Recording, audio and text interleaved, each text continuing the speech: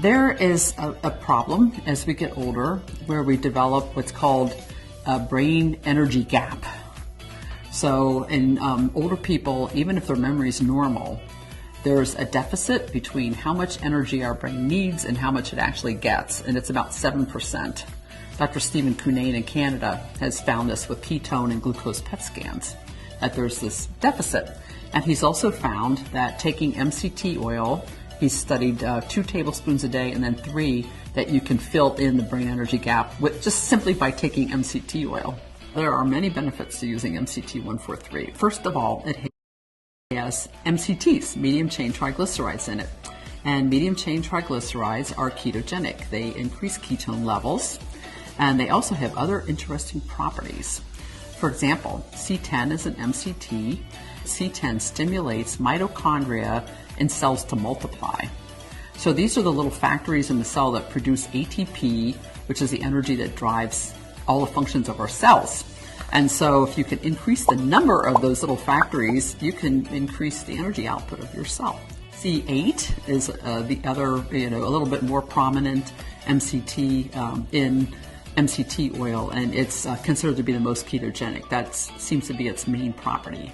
But the cool thing about MCTs is what is not converted to ketones in the liver is used immediately as fuel. So like the muscle part, the brain, can use MCTs directly as fuel as well. Another component of MCT 143 is the coconut oil.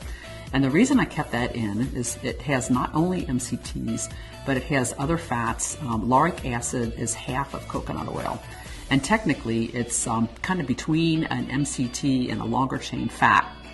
But lauric acid is antimicrobial. It kills all kinds of bacteria, viruses, fungus, and protozoa. And for example, it kills skin acne. It kills the bacteria that causes dental cavities. It can help control infections that might actually be occurring in the brain. One of the reasons I wanted to keep coconut oil in is because of this lauric acid. Well, another interesting thing about lauric acid is that it stimulates ketone production directly in astrocytes, which are brain cells that nourish other brain cells. And then the other ingredient, the third ingredient, is phosphatidylcholine.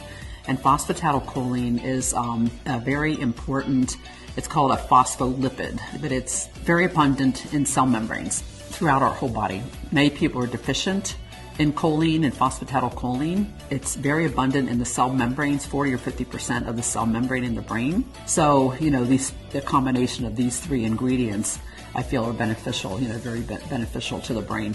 Isn't that interesting?